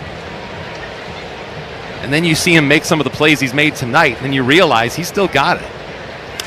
1-2. High foul fly down the left field line. This one gets about 15 rows back into the seats, and it's 1-2. And again, it's just another indication of why he's been able to pitch past 40. Yeah, listen, I mean, you keep being a good athlete. It's just harder to be a good athlete when you get a little bit older. And Charlie Morton still moves around very well on the mound. 1-2 high and away. That one at 95 miles per hour with a four-seamer. He's still holding the velocity as well. Right, and when pitchers get into this age range, it doesn't always hold. 2-2. Just a little outside. Tried to hit the edge with the changeup on the outer half, and it goes to 3-2. Not that every 40-plus-year-old pitcher is Jamie Moyer, but usually velocity dips as you play this game longer and longer. 3-2. Rip and a miss. Cody Clemens is down on strikes. Went after him with a curveball, and there's one away here in the sixth. And again, that's just another shape to that curveball. That one was a little bit flatter. Did have some depth to it, but a little bit flatter, and he threw it up. And listen, sometimes it's better to be lucky than good. He did not want that one there, but he got the swing and miss. Fooled Cody Clemens right there. The only player that Morton has not retired is Luke Keeschel. He's at the plate in the first pitch. Dances outside, 1 ball, no strikes. A couple of walks for Keeschel tonight. One of the top 100 prospects in Major League Baseball. He's had a good start to his Major League career. The 1-0. Turns out of the way. A cutter to make it 2 balls, no strikes. He's hitting .328 with a .952 OPS. This guy gives me Brett Lawrie vibes. Remember him with the Blue Jays, ended up with the Brewers? Here's the 2-0. Inner half, there's a strike. A little bit 94 hyper, on the sinker. A little bit hyper, strong, great arm. Yeah, wiry. Diamond, wiry, strong. Seemed like an intense guy. Oh, he was. Lawrie was intense. Here's the 2-1. Taps a foul right at the plate. Got a piece of Keeschel, and the count goes to 2 balls and 2 strikes. But you can certainly work with that. I mean, offensive second baseman, there's just not many of them. Yeah. Strong kid, good athlete, good bat speed, too. They're really excited about him around this organization. Glove high over the head, 2-2 toss. Keeschel with a ground ball up the middle. Going to be tough. Sliding stop. Gleyber Torres bobbles it, and safe at first is Keeschel. He's on for the 3rd time tonight. Just the second base hit against Charlie Morton. There's a 1-out runner for the Twins here in the 6th. Yeah, didn't hit it hard, just the right place. Zach McKinstry was swung around in that 5-6 hole. Gleyber was up the middle. He hit it hard enough to where no one could really get to it. Gleyber did knock it down. It was never going to be a play at first base. That's a little infield single for Keeschel. He's on first base with 1 out in the bottom of the 6th. Some action in the Tigers bullpen. Tommy Canely, the right-hander, starting to get loose for the Tigers. First pitch to Matt Wallner. Fastball that runs outside. 1 ball, no strike. 7-0. Tigers with the lead. If you're just joining us, we're in the bottom of the 6th. 1 on, 1 out for the Twins. Tigers scored 5 in the first. 1-0. Big swing and a miss. He had Wallner fishing at a curveball down in the zone, and the count runs to 1-1. Tigers got 3 2-out RBI base hits in that top of the first inning. Dylan Dingler with a 2 RBI single, and then run-scoring hits from McKinstry and Baez. That's how we got here. 1-1 toss. Curveball dances down and in. 2 balls and 1 strike on Wallner. Charlie Morton tried to attack that last area. He threw that fastball down and into Wallner, beat him with it, wanted to show him a different shape, started in the same location, didn't quite get it there. Strike the ball, breaking ball right there. Could go upstairs with the fastball right here if you wanted to. 2-1, backdoored him and missed. The curveball just off the outside edge to make it 3-1.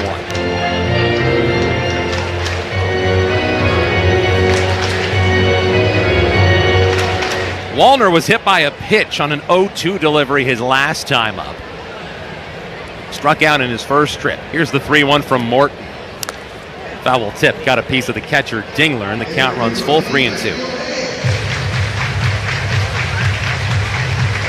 Showed him another off-speed pitch, this time a changeup down.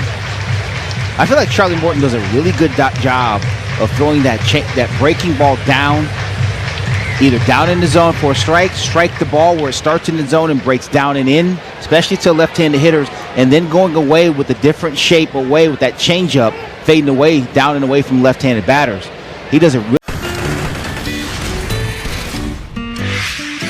It's a 5-man umpiring crew here today in this young superstar. And did their feet get tangled up? Yeah, so Hoppy tripped. They got their feet tangled up before the ball came down. That goes helicoptering into the net. It's Contar. And that ball is off the ladder. It's actually off the ladder. You never see that. A little tumble behind the mound. Hat fell off. That was awesome. I mean, you just don't see. Visit AJG.com. Gallagher, your trusted insurance broker and HR and benefits consultant. For every Tigers home run, Ashley, the official furniture and mattress provider of the Detroit Tigers, donates up to $500 to nonprofits supporting Michigan kids. Go Tigers!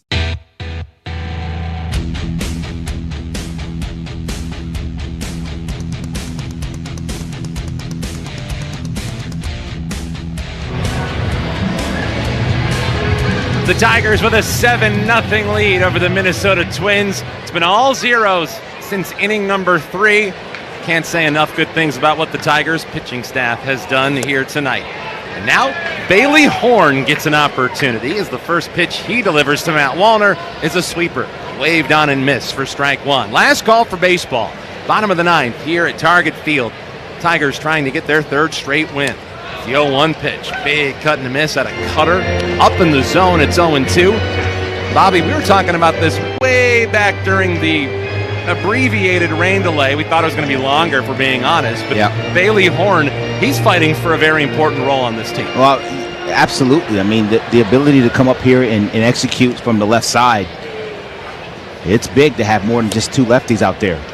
0-2 just misses outside. Boy, that was close. It was a really good pitch. We know what Tyler Holton can do. We know that Brant Hurd is going to do it in a different way with that low 3/4 delivery. A lot of sweepers, a lot of sinkers. Bailey Horn's got a really good fastball, 96 miles an hour. 1-2 pitch, flares a foul, third base side, still 1-2. And to your point, it feels like the Tigers have matched up so well with their opponents throughout the course of this year. I know that a lot of it falls on A.J. Hinch, but there's scouting, there's advanced scouting, there's so many other things that go into it. But if you can have an extra lefty in your pen, that's a big help. 1-2 pitch, fastball steams in up high at 98, 2-2. Well, AJ's not going to match up just to match up. He's going to match up with guys he knows can get the job done. And right now, this is an opportunity for Bailey Horn to say, hey, Skip, listen, I'm going to come out here. I'm going to pound strikes. I'm a different look. Higher 3/4 arm angle, power fastball. 2-2 pitch, floats down and away, running full. You know, two types of fastball. He throws that sinker. He also throws a cutter. Throws the four-seamer that cuts a little bit. He's got a true cutter and then a bigger, wider sweeping breaking ball. So a different look from Bailey Horn. 3-2, down and away. He lost him, ball 4. Leadoff walk starts the 9th for the Minnesota Twins. But the thing you do have to do is you have to throw it over the plate. When that bullpen door swings over, it has to be strikes. Wallner's on with a leadoff walk here in the 9th. It brings up Brooks Lee, who's 1 for 3. Well, you're talking about tomorrow's game, Bobby. Casey Mize gets the start for the Tigers. Curious what you've seen as his season has progressed. Of course, he got off to that really strong start. So first pitch to Lee is a cutter down and in, 1 ball, no strikes. What are you noticing now? Well, it's interesting. The split hasn't been as devastating as it was early. One thing that I do love about Casey Mize's outings of late is both of those sliders have worked pretty well. 1-0 pitch, almost hit him. Check swing, brushes him back, 2-0. And when he can get that split going, throw that fastball at the bottom of the zone as well as the top of the zone, get that split going and use both of those sliders, he should be in pretty good shape. Here's the 2-0 from Bailey Horn. Fastball right down the middle for a strike at 95, 2-1. Last time out for Casey Mize, he went 5 innings. He gave up 2 runs on 3 hits. Time before that against these Twins, but in Detroit, 6 innings, 3 runs. Here's the 2-1. Slashes a foul. First base side up into the second deck. 2 balls and 2 strikes on Brooks Lee.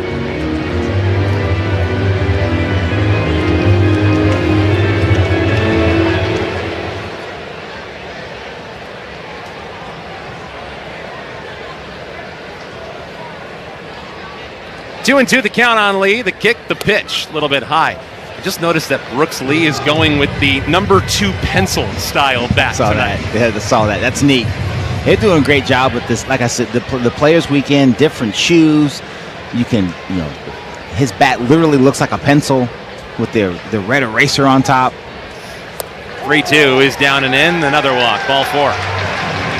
Back-to-back walks start us out in the 9th inning, and it brings up Royce Lewis. Yeah, and that's also going to bring out Chris Fetter to the mound to visit Bailey Horn. So what do we have to do to get that number 2 pencil bat to Wenzel Perez? I don't know. Wenzel like pencil. Not sure. That feels like it's just a match made in heaven. It's real natural. Rolls off the tongue, doesn't it? Royce Lewis is the batter. So a quick conversation with Chris Fetter. I mean, we were talking about this during one of the breaks tonight. This is one of the most beautiful ballparks in all of Major League Baseball. How lucky are we that we get to come here throughout the course of the season so many different times? Oh, absolutely. They did a nice job with this place. They really did. It's downtown Minneapolis, and again, had a really small footprint in which to put this ballpark in. They've done a nice job. They draw well here. Trying to give their fans something to cheer about. Royce Lewis's first pitch is upstairs. 1 ball and no strikes. Tigers trying to go for the shutout here tonight. They got 6 scoreless innings from Charlie Morton. And then a scoreless frame from both Tommy Canely and Bran Herder. Bailey Horns 1-0. Dances in. Cutter hits the top of the zone. 1-1. Over 27,000 in attendance for this one tonight. Lefty against the righty, the 1-1. Just a little bit outside with a 96-mile-an-hour heater. 3 balls, 1 strike. Pretty sure all 27,000 of them were on the concourse to start this game. For sure. It's not easy walking through that scene, I'm sure.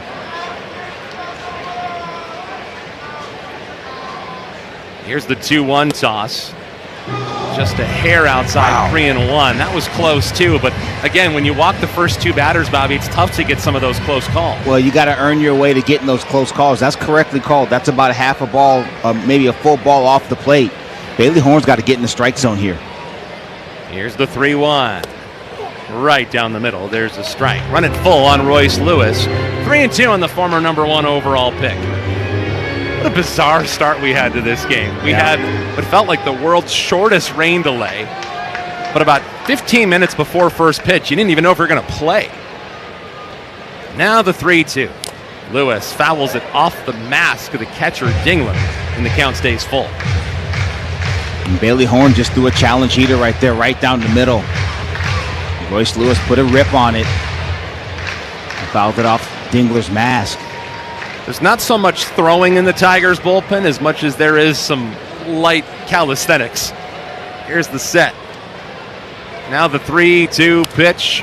Popped him up behind the plate. Dylan Dingler back to the screen. Watches this one soar into row 7. Yeah, it's important for Bailey Horn to get out of this thing and be effective on the plate. The last thing AJ wants to do right now is get somebody else hot and have to go get somebody else with the game in the situation that it is now. 7-0 here, bottom 9, 3-2 count on Royce Lewis with nobody out. Runners on first and second. He wants Bailey Horn to figure out a way to be efficient and get these last 3 outs of this game. Another payoff pitch. Lewis pops it up. Infield fly rule is in effect. The second baseman floating back a couple of steps is McKinstry. He's there to make the grab. And there's one away. McKinstry, by the way, over to second base from shortstop. Trey Sweeney has moved into this ball game. He's the shortstop. And there's one away. Bailey Horn needed that one. Because in some ways, even though it's 7-0, Bobby, it kind of feels like an audition. Well, sure, you can look at it like that, but the last thing he wants to do, again, is use some more pitching and get somebody up and get anybody throwing. Eddie Julian takes a fastball that dots the outside at 96, 0-1. That's a good pitch right there. Much better since that visit from Chris Fetter. Maybe just reminded him of some cues to get his delivery in shape the way it needs to be. The 0-1. Big rip and a miss at a cutter that dipped way out of the zone, 0-2. And for all the talk that we've done about A.J. Hinch just never seems like you can say quite enough about the job that's done by the pitching coach, Chris Fetter. No, absolutely. This entire staff, these guys grind, man. Being a coach in a major league staff, people have no idea how difficult it is and how much is asked of you on a daily basis. 0-2 is down and in. Also, got to give some credit to Robin Lund as well. He has been a huge addition to this Tigers team.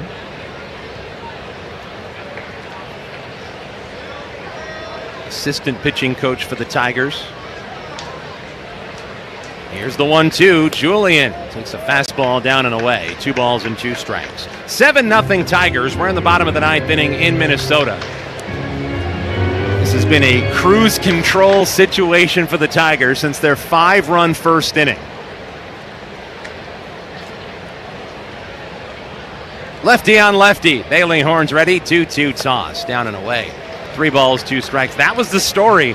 And, it just feels like good teams, Bobby, they get production from the bottom of their lineup. Sometimes that's all you have to look at to see how your team did that night. If you get that kind of success from the bottom 3 hitters in your order, like the Tigers did in the first, that's how you build up a big lead. It certainly helps the cause when you can lengthen that lineup and get production from 7, 8, 9 in your lineup. It takes pressure off the big boys, and also now you're on base for the guys when the lineup turns over. First and second with 1 out, the set, Bailey Horn. His 3-2 pitch, liner to short, catch is made. That's the shortstop, Sweeney. He's got it, runs to the bag, and it's in time. That's a double play. And this one goes the way of the Tigers. 7-0. They take down the Minnesota Twins with a shutout here in Minnesota. At Comerica Bank, we're creating opportunity for small businesses to make it big. Big like hearing your small business featured in a radio ad for free, or getting free sports tickets to entertain a client. Comerica Bank brings big perks like these and more to every small business customer. To learn how opportunity happens here, visit comerica.com/prosper. Member FDIC Equal Opportunity Lender. Offers available to Comerica small business customers only. Terms apply.